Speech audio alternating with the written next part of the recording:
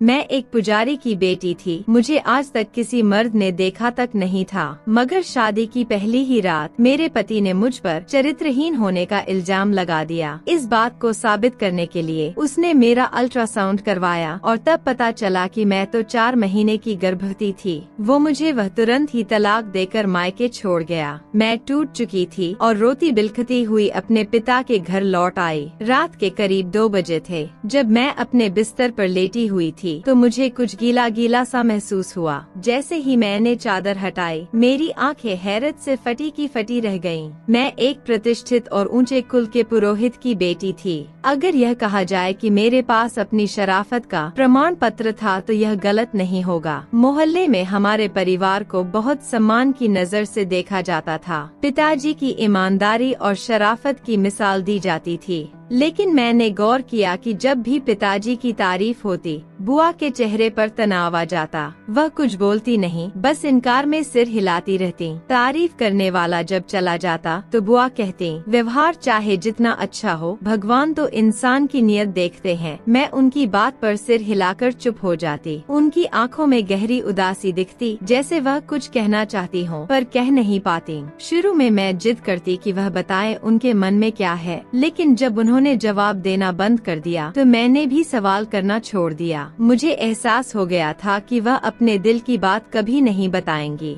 एक बात जो मैंने सालों में महसूस की वह यह थी कि बुआ को पिताजी पसंद नहीं थे। मुझे समझ नहीं आता था कि ऐसा क्यों, क्योंकि मैंने पिताजी में कोई कमी नहीं देखी थी। फूफाजी के देहांत के बाद पिताजी ने अपनी विधवा बहन को गर्व के साथ अपनाया था। उन्होंने बुआ को अपने घर में जगह दी, उनकी हर जरूरत का ख्याल रखा। कुछ समय बाद पिताजी ने मां के जरिए बुआ से पूछवाया कि क्या वह दोबारा शादी करना चाहती हैं। बुआ ने साफ इनकार कर दिया और कहा, अपने पति से कह दो अगर मेरी रोटी उन पर बोझ है तो मैं मजदूरी कर लूंगी, पर शादी नहीं करूंगी। माँ ने यह बात पिताजी को बताई तो उन्होंने कहा, लगता है मेरी बहन का दिल दुनियादारी से भर गया है। कुछ समय बाद माँ की तबीयत बिगड़ने लगी और अचानक उनका देहांत हो गया। मैं तब सिर्फ 4 साल की थी। माँ की जुदाई ने मुझे तोड़ दिया। मैं उनकी इकलौती संतान थी, इसलिए उनके बहुत करीब थी। उनके जाने के बाद मैं इस दुनिया में अकेली सी रह गई। ना खेल में मन लगता,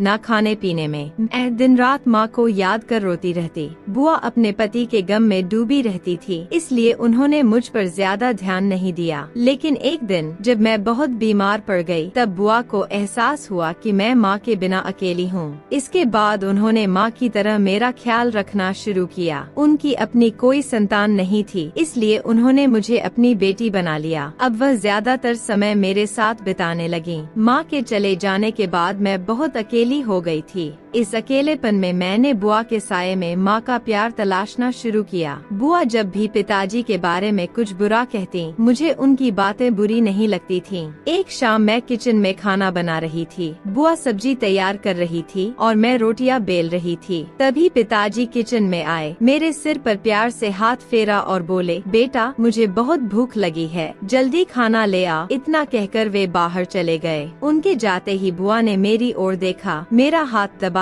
और गंभीर स्वर में बोली, अपने बाप से ज्यादा घुलने मिलने की जरूरत नहीं। तुम जवान हो, अपने पिता से दूरी बनाकर रखो। मुझे उनकी बात बहुत अजीब लगी। भला कोई अपने पिता से दूरी कैसे रख सकता है? मैंने पूछा, बुआ आप ऐसी बातें क्यों कर रही हैं? वे बोली, ये मर्द ना बहुत अजीब मिट्टी के बने होते हैं। ये अपनी औलाद से माँ की तरह प्यार नहीं करते। जब इनका कोई मतलब होता है तभी ये प्यार जताते हैं। मैं चुप हो गई, क्योंकि मेरे पास कोई जवाब नहीं था। मैं अक्सर सोचती थी कि मुझे अब तक बुआ की ऐसी बातों की आदत हो जानी चाहिए थी। हमारे घर का माहौल वैसे भी अजीब था। पिताजी बुआ से नजरें नहीं मिलाते थे। अगर उन्हें बुआ तक कोई बात पहुंचानी होती तो मेरे जरिए भिजवाते। बुआ भी पिताजी की मौजूदगी में बर्तन जोर जोर से पटकती, जैसे अपने गुस्से का इजहार कर रही हो। मैंने देखा था कि जब बुआ ऐसा करती, पिताजी घबरा जाते और तुरंत घर से बाहर निकल जाते। मुझे बुआ की ये हरकतें अब बुरी लगने लगी थीं।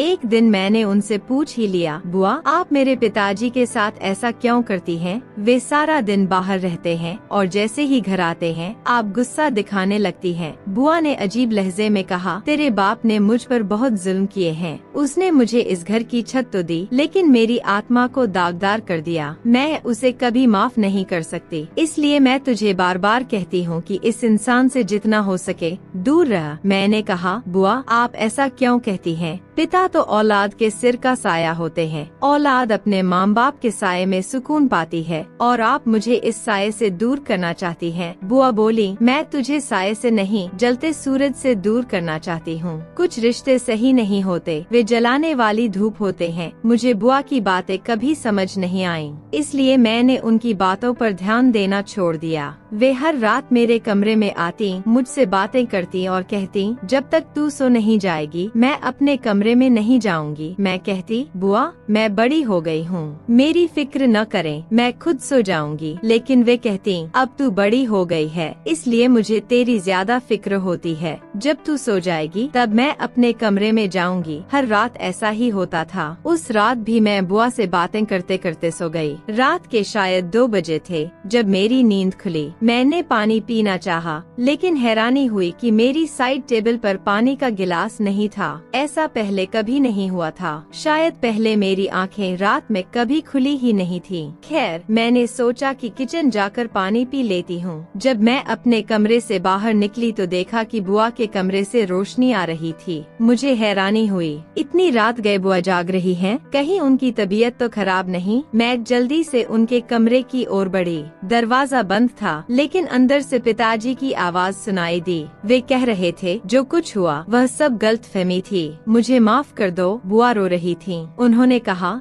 मैं तुम्हें माफ नहीं कर सकती। तुमने मेरे साथ बहुत जुल्म किया, इसीलिए मैं तुम्हारी बेटी को तुमसे दूर रखती हूँ। तुम एक जालिम इंसान हो। मैं चौंक गई, सोचने लगी, पिताजी ने बुआ के साथ ऐसा क्या किया होगा? पिताजी बोले, मैंने तुम्हारे साथ जो गलती की उसे अपनी बेटी के साथ नहीं दोहराऊंगा। तुम परेशान मत हो, मैंने महिमा के लिए रिश्ता ढूंढ लिया है, जल्द ही उसकी शादी करूँगा। बुआ गुस्से में बोली, नहीं, मैं तुम्हें रिश्ता ढूंढने की इजाजत नहीं दूंगी। मैं अपनी बेटी के लिए खुद रिश्ता ढूंढूंगी। पिताजी ने कहा, हाँ मुझे पता है तुमने महिमा को माँ की तरह पाला है। मैं कोई रिश्ता तय नहीं करूँगा, पहले तुमसे बात करूँगा। तुम्हें ठीक लगे तभी शादी होगी। मैं चुपके से किचन से पानी लेकर अपने कमरे में लौट आई। मन में सवाल उठ रहे थे, बुआ की अजीब हरकतों के पीछे क्या पिताजी का ही हाथ है? उन्होंने अपनी बहन को ऐसा क्या दुख दिया? और अगर मेरे रिश्ते की बात करनी थी तो दिन में क्यों नहीं की? रात को बुआ के कमरे में जाने की क्या जरूरत थी? सबसे ज्यादा परेशानी मुझे इस बात की थी कि पिताजी ने मेरे लिए कैसा रिश्ता चुना होगा, लड़का कैसा होगा। मुझे तो पता भी नहीं था कि वे मेरी शादी के बारे में सोच रहे हैं। इन्हीं ख्यालों में मैं सो गई। मैं सुबह जल्दी उठने की आदी हूँ। तड़के उठी,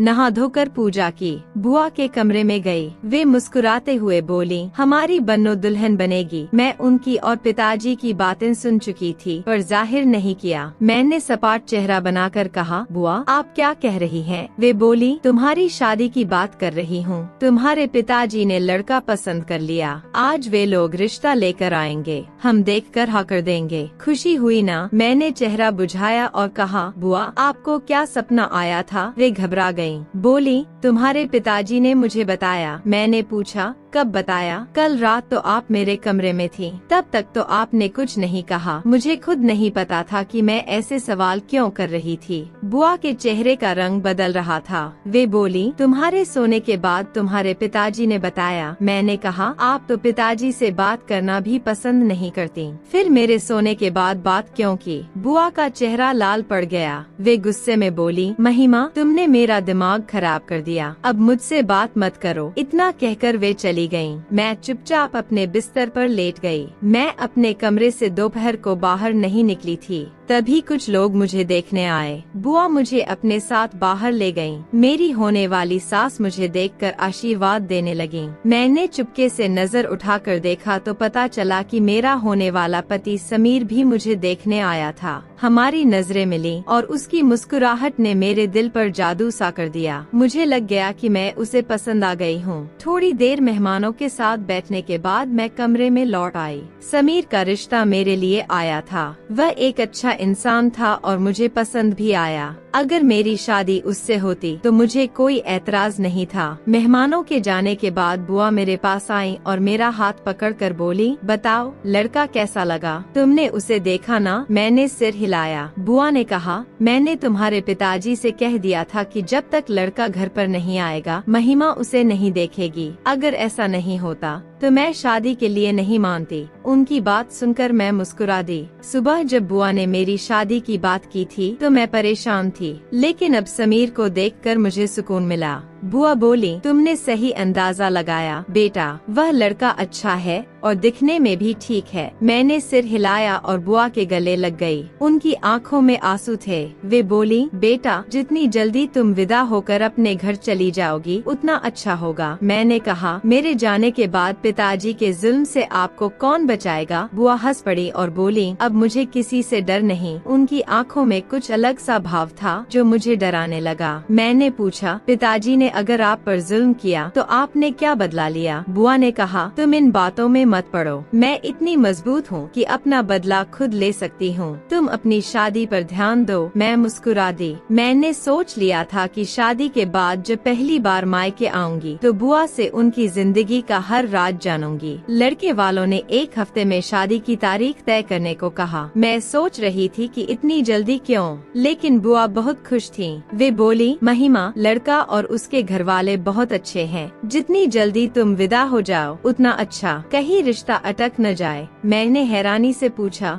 मेरे रिश्ते में अड़चन क्यों आएगी? उन्होंने मुझे पसंद किया है। बुआ बोली, तुम नहीं जानती, कभी कभी किस्मत खेल कर जाती है। उनकी बातें मुझे समझ नहीं आईं। मुझे क्या पता था कि मेरी किस्मत मेरे लिए नया खेल रच रही थी। हम ज्यादा अमीर नहीं थे, पिताजी पुरोहित थे और हमारी रोजी रोटी ही चल पाती थी। बुआ ने अपनी शादी के गहने मुझे तोहफे में दिए और कुछ बेचकर मेरे लिए सामान खरीदा। हमारी तरफ से शादी सादगी से हुई, लेकिन लड़के वालों ने धूमधाम से शादी करने का फैसला किया। उन्हें हमारी माली हालत का पता था, इसलिए उन्होंने कम लोगों की बारात लाने का वादा किया। शादी का दिन आ गया। मैंने अपनी सहेली का लहंगा उधार लिया और उसे पहन लिया। मैं बहुत खूबसूरत लग रही थी, नाजुक, पतली और गोरी चिट्टी। मेरे दिल में खुशी थी कि मेरी जिंदगी अब बदलने वाली है। फेरों के बाद विदाई का समय आया। मैं बुआ के गले लगकर रो पड़ी। उस पल मुझे अपनी माँ की बहुत याद आई। पिताजी ने मेरे सिर पर हाथ रखा और बोले, बेटा रोने की जरूरत नहीं, अपनी नई जिंदगी के लिए प्रार्थना करो, भगवान सब अच्छा करेंगे। मैं गाड़ी में बैठ गई। मेरे पति मेरे पास बैठे थे। मेरी आँखों से आंसू गिर रहे थे। उन्होंने मेरा हाथ पकड़ा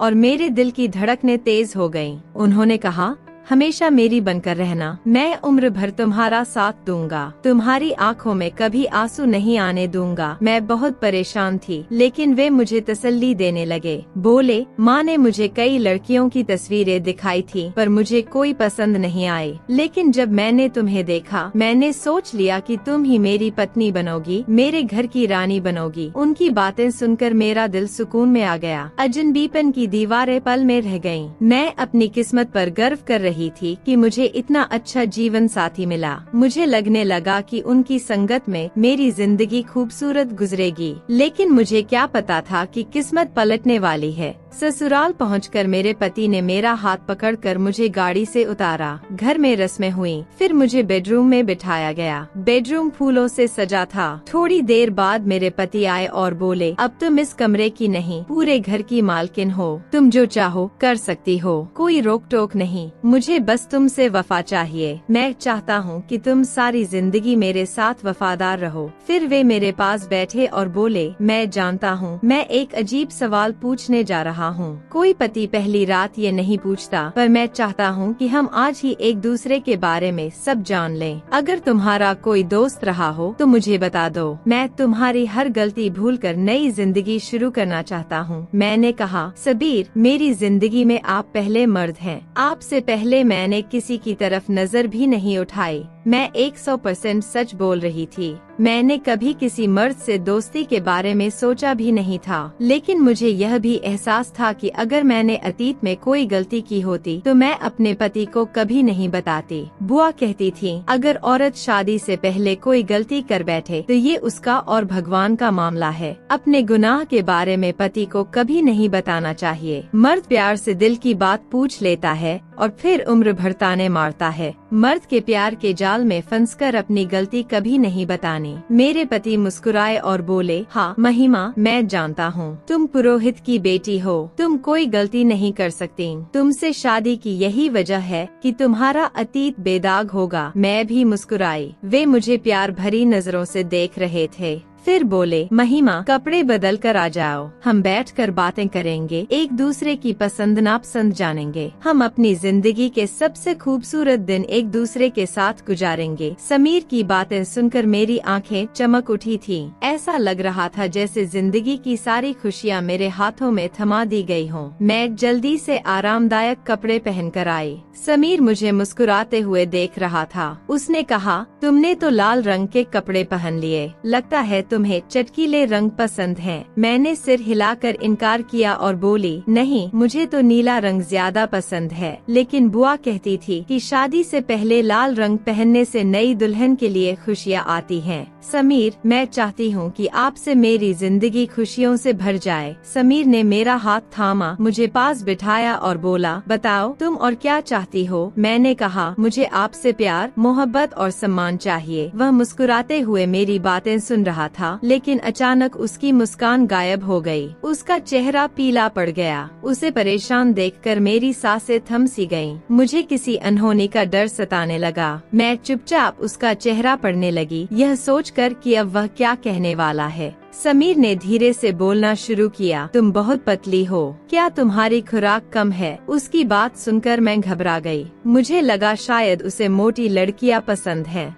मैंने कहा, जी मैं ज्यादा नहीं खाती, लेकिन अगर आपको मोटी लड़कियां पसंद हैं तो मैं अपनी खुराक दोगुनी कर लूंगी। मुझ पर खाना जल्दी असर करता है। समीर ने पूछा, फिर शादी के समय तुम इतनी कमजोर क्यों दिख रही हो। मैं रुक रुक कर बोली, मुझे लगा आपको पतली लड़कियां पसंद होंगी, इसलिए मैं डाइटिंग कर रही थी। वह बोला, अच्छा तो डाइटिंग में कामयाब हो गई। मैंने कहा, जी बिल्कुल। तभी उसने मेरे पेट की ओर इशारा करते हुए कहा, फिर ये पेट इतना उभरा हुआ क्यों है। तुम तो स्मार्ट हो और स्मार्ट लड़कियों का पेट ऐसा नहीं होता। उसकी बात सुनकर मेरे सामने जैसे आसमान नाचने लगा। मैंने अपने पेट पर हाथ रखा, वह पत्थर की तरह सख्त था। मैंने गौर किया कि मेरा शरीर तो कमजोर था, लेकिन मेरा पेट साफ दिख रहा था। मुझे याद आया जब मैंने अपनी सहेली का शादी का लहंगा पहना था तो वह मेरे पेट पर टाइट हो रहा था। मैंने उससे कहा था, ये मुझे फिट नहीं, थोड़ा टाइट है। वह हंसकर बोली थी, अच्छा शादी की खुशी में मोटी हो गई हो। न उसने ध्यान दिया न मैंने। अब मैं घबरा गई। मैंने समीर से कहा, फिक्र न करें, मैं एक्सरसाइज करूंगी। मेरी आंखों में आंसू आ गए। मैंने पूछा, आप ऐसा क्यों कह रहे हैं। वह बोला, तुम जानती हो मैं डॉक्टर हूँ, मैं चेहरा देखकर बीमारी की वजह समझ लेता हूँ। मैंने डरते हुए पूछा, तो क्या मुझे कोई बीमारी है। समीर ने इनकार में सिर हिलाकर मुझे गहरा झटका दिया। वह बोला, तुम्हें एक खतरनाक बीमारी है, बेफाई की। उसकी बात सुनकर मेरे दिल की धड़कनें थम गयीं। मैंने कहा, आप क्या कह रहे हैं। मैंने कोई बेफाई नहीं की। मेरा पति बोला,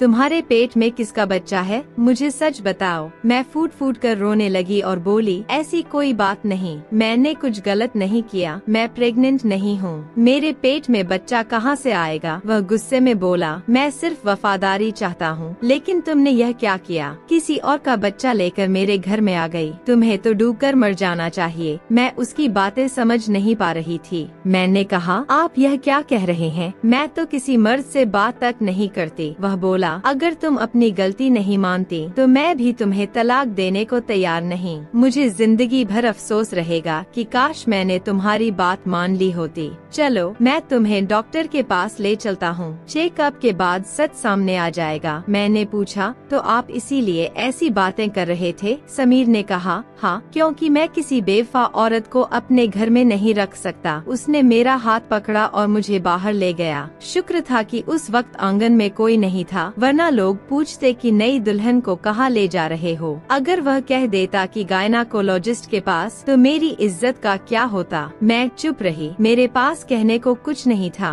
दिल से भगवान से प्रार्थना कर रही थी कि वे मेरी मदद करें। समीर बहुत अच्छा है, मैं उसे खोना नहीं चाहती। भगवान मेरा चरित्र साबित करें, मुझ पर कोई इल्जाम न लगे। मैं रोती रही और प्रार्थना करती रही। आखिरकार हम अस्पताल पहुँचे। समीर मुझे डॉक्टर के पास ले गया। डॉक्टर ने अल्ट्रासाउंड किया और जो कहा उसे सुनकर मेरे ऊपर बिजली सी गिरी। डॉक्टर बोला, आप 4 महीने की प्रेग्नेंट हैं। मैं इनकार में सिर हिलाने लगी और बोली, यह नहीं हो सकता। आज तक किसी ने मुझे हाथ तक नहीं लगाया। डॉक्टर मुस्कुराया और बोला, हर लड़की गलती के बाद यही कहती है, लेकिन मैं रिपोर्ट नहीं बदल सकता। सच वही है। मैं बाहर आ गई, पीछे पीछे समीर भी। उसने मेरा हाथ पकड़ा और मुझे गाड़ी में बिठाकर ले गया। वह बोला, अब कुछ कहोगी? मैं फूट फूट कर रोने लगी और बोली, समीर, सब आपके सामने है। मैं 4 महीने की प्रेग्नेंट हूँ, लेकिन भगवान गवाह है, मैंने किसी से बात तक नहीं की। मुझे नहीं पता यह बच्चा किसका है और कहां से आया। समीर ने मेरी आंखों में देखकर कहा, तो अपने आसपास नजर रखो। यह जुल्म किसने किया?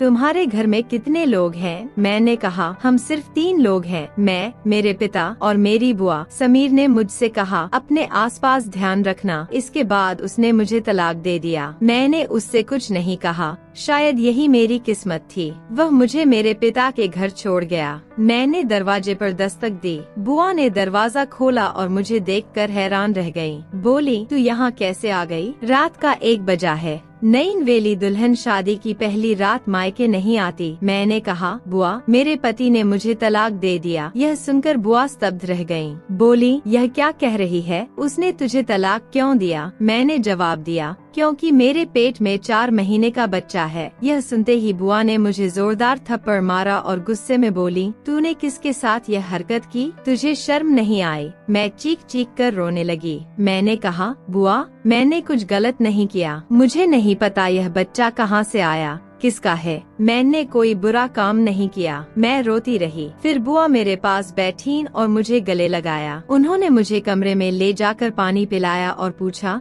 यह सब कैसे हुआ? मैंने कहा, मुझे नहीं पता बुआ, मेरा कोई कसूर नहीं। इतना कहकर बुआ पिताजी के कमरे में गईं। पिताजी गहरी नींद में थे। मैं भी वहाँ गई और बोली, पिताजी उठिए, मेरी बात सुनिए। लेकिन उन्होंने कुछ नहीं सुना। बुआ बोली, बेटी, तुम्हें पता है ना, तुम्हारे पिताजी दिन भर बाहर रहते हैं और रात को गहरी नींद में सोते हैं। सुबह उठेंगे तब उनसे बात करना। बुआ सारी रात मेरे साथ बैठकर रोती रहीं। मैंने उनसे कहा, मेरा मुजरिम कब मेरे सामने आएगा? बुआ बोली, चिंता मत कर, जिसने यह किया मैं उसे ढूंढ निकालूंगी। मुझ पर भरोसा रख। सुबह बुआ पिताजी को जगाने गईं। पिताजी उठकर मंदिर चले गए। देर बाद लौटे तो बोले, मोहल्ले वाले बता रहे थे रात को हमारे घर से रोने की आवाजें आईं। कौन रो रहा था? मैं कमरे से निकली और बोली, पिताजी, मैं रो रही थी। मुझे देखकर वे हैरान हुए। बोले, क्या हुआ बेटी? मैंने सारी बात बताई। पिताजी का चेहरा फीका पड़ गया। मैंने कहा, इसमें मेरा कोई कसूर नहीं। मुझे नहीं पता यह सब किसने किया। वे चुप रहे, सिर झुकाकर घर से बाहर चले गए। मैं परेशान थी। कोई सुराग नहीं मिल रहा था। घर में सिर्फ मैं, पिताजी और बुआ थे। उन पर शक नहीं हो सकता था, लेकिन मैंने ठान लिया कि अपने मुजरिम तक पहुंचूंगी। मैंने भगवान से प्रार्थना की कि दोषी को बेनकाब कर दे। मैंने घर की हर हरकत पर नजर रखनी शुरू की, बिना किसी को भनक लगे। मैं गम में डूबी थी, लेकिन मुझे हर चीज का एहसास था। पिताजी इतने दुखी थे कि घर नहीं आते। रात को बुआ मेरे साथ लेटती और कहती, तुम्हारी जिंदगी में सब ठीक होगा, भगवान सब अच्छा करेगा। उनकी बातों से मुझे उम्मीद मिलती और मैं सो जाती। लेकिन सुबह 4 बजे नींद खुल जाती। मुझे समझ नहीं आता था कि इतने गम के बावजूद मैं रात भर कैसे सो जाती थी। बुआ की मौजूदगी में मुझे नींद क्यों आती थी? मैंने बुआ से कई बार कहा कि वे अपने कमरे में सोए, लेकिन वे मेरे कमरे में आती और जब तक मैं सो नहीं जाती बाहर नहीं जाती। इसलिए मैंने फैसला किया कि इस बार चालाकी करूंगी। मैं बुआ के सामने सोने का नाटक करूंगी, लेकिन जागती रहूंगी और रात भर सब पर नजर रखूंगी। रात को बुआ मेरे कमरे में आई और मुझसे बातें करने लगी। मैंने आंखें बंद कर ली, यह दिखाने के लिए कि मैं सो गई हूँ। थोड़ी देर बाद बाद उन्होंने मुझे पुकारा, महिमा, लेकिन मैंने कोई जवाब नहीं दिया। फिर वे उठकर बाहर चली गयीं। मैं भी बिस्तर से उठी और कमरे की खिड़की के पास जाकर खड़ी हो गई। अभी ज्यादा समय नहीं बीता था कि आंगन से किसी के कूदने की आवाज आई, जैसे कोई हमारे घर में घुस आया हो। मैं चौकन्नी हो गई। खिड़की से झांका तो मेरी सांसें थम गई। एक गबरू नौजवान हमारे घर में दाखिल हुआ था। उसने इधर उधर देखा और फिर बुआ के कमरे की ओर बढ़ गया। मेरी घबराहट बढ़ गई कि कहीं वह बुआ को नुकसान न पहुंचाए। मैं दबे पांव उनके कमरे की ओर गई। खिड़की से झांका तो वह नौजवान बुआ से बातें कर रहा था। ऐसा लग रहा था जैसे दोनों एक दूसरे को पहले से जानते हों। बात करते करते उसने अचानक एक कपड़ा बुआ के मुंह पर रख दिया, जिससे बुआ गहरी नींद में चली गयीं। मेरे होश उड़ गए। न जाने वह बुआ के साथ क्या करने वाला था। तभी वह बोला, तू क्या समझती है बुढ़िया, मैं तेरे लिए यहाँ आता हूँ, मुझे तुझसे क्या लेना देना। हाँ, मैं तुझसे पैसे ले लेता हूँ, प्यार मोहब्बत की बातें कर लेता हूँ, लेकिन मेरा असली मकसद तो तेरी भतीजी है। यह सुनकर मैं स्तब्ध रह गई। मैं भागकर अपने कमरे में गई, बिस्तर पर 2 तकिए रखे और उन पर चादर डाल दी ताकि लगे कि कोई सो रहा है। फिर मैं अटैच्ड बाथरूम में छिप गई। दरवाजे की झिरी से देखा, वह नौजवान मेरे कमरे में आया। उसने एक शीशी से रुमाल भिगोया और मुझे बेहोश करने की नीयत से बिस्तर की ओर बढ़ा। लेकिन जब उसने चादर हटाई तो वहाँ मैं नहीं, सिर्फ तकिए थे। उसका रुमाल बिस्तर पर गिर गया, जिससे चादर गीली हो गई। उसने मुझे इधर उधर ढूंढा, लेकिन उसे समझ आ गया कि मैं जाग रही हूँ। डर के मारे वह भाग खड़ा हुआ। मैं बाथरूम में बैठकर फूट फूट कर रोने लगी। यह सब क्या था, कुछ समझ नहीं आ रहा था। मैं बुआ के कमरे में गई, उन्हें पुकारा, लेकिन वे बेहोश थीं। पिताजी के कमरे में गई, वे भी गहरी नींद में थे। मैं वापस अपने कमरे में आई, दरवाजा बंद किया और सारी रात बाहर नहीं निकली। सुबह उठकर बाहर गई तो देखा बुआ और पिताजी जाग चुके थे और मंदिर जाने की तैयारी कर रहे थे। मुझे देखकर बुआ बोली, अरे तू इतनी जल्दी कैसे जाग गई? मैंने कहा, मैंने अपने मुजरिम को ढूंढ लिया है। बुआ हैरान हो गई और बोली, कहाँ है तेरा मुजरिम, बता। मैंने उनका हाथ पकड़ा और उन्हें अपने कमरे में ले गई। फिर कहा, आज आप मुझे सच बताएं, पिताजी ने आपके साथ क्या जुल्म किया था? बुआ की आंखों में आंसू आ गए। वे बोली, शायद मैं तुझे यह बात कभी न बताती, लेकिन अब तू खुद एक दर्द से गुजर रही है तो मैं सब बता देती हूँ। जवानी में मुझे एक लड़का पसंद था, वह भी मुझे चाहता था और शादी की बात करता था। मेरी माँ भी मान गई थी, लेकिन तेरे पिता ने इस रिश्ते में अड़ंगा डाल दिया। वे बोले कि यह लड़का केबल का काम करता है और गलत तरीके से पैसे कमाता है। मैं अपनी बहन की शादी इससे नहीं करूँगा। उन्होंने मेरा रिश्ता कहीं और नहीं होने दिया और अपनी पसंद से एक पंडित से मेरी शादी कर दी, जो मुझसे 20 साल बड़ा था। मेरा पति अच्छा था, लेकिन मैं अपनी मोहब्बत को भूल न सकी।